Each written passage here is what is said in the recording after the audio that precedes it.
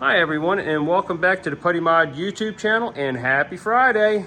On the bench today we have a set of OE Honda S2000 axles. These are my reconditioned axles that I do for you guys. This is a really nice axle when it's done.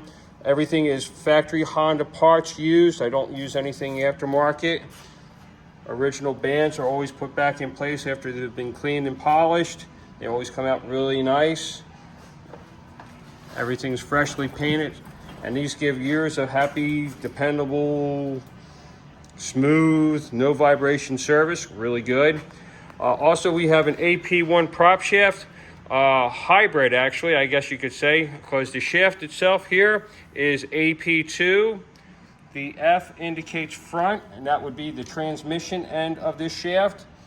What you have is an AP2 end on here as well, because that's all that's available is a 10mm size shank for these, or hole for these, for the shank. So you cannot, I can reduce these down. It's a lot of machining to do that, but I come up with a different idea, a different way of doing this, so these will work in an AP1 car.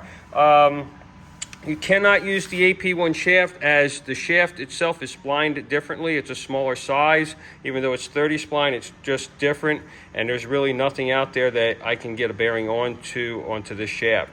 The way we work this thing into an AP1 car is you need these. This is an AP2 washer. You guys with the S2000 are familiar with these washers. They go sort of like that. And then they go sort of like this. There we go. And guess what?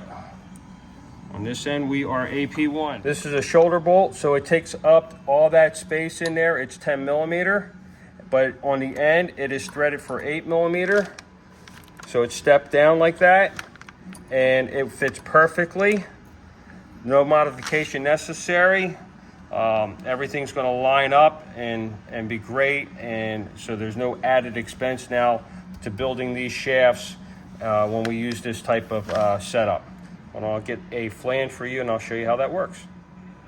Okay, I've set up the new set of bolts here, shoulder bolts and a washer, factory washer, and as you can see, it works perfectly.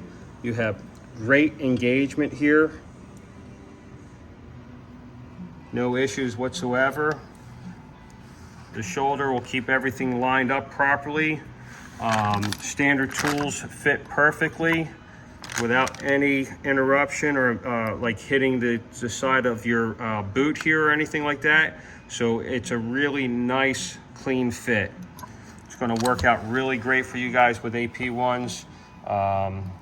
The only thing you have to do, which kind of sucks, is you do have to use an AP2 shaft. So when you want something like this done, you have to send me that AP2 shaft, and then I can go ahead and do all the necessary machining to make these bearings work on this shaft, and then provide you the necessary shoulder bolts to fit it into your car. And then you can get these right from Honda. That's your part number right there.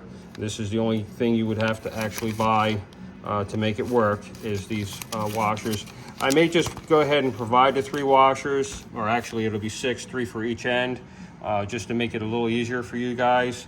But yeah, it will need those. Of course, the 6 or 12 shoulder bolts will come with the shaft, so that it will be plug and play.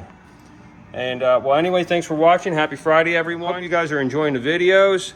And stay tuned for some more fun here in the shop.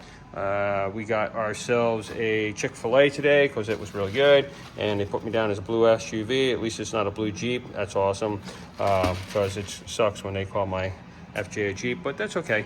Anyway, happy Friday. Thanks for watching. Stay tuned. Please subscribe. Yada, yada, yada. See ya.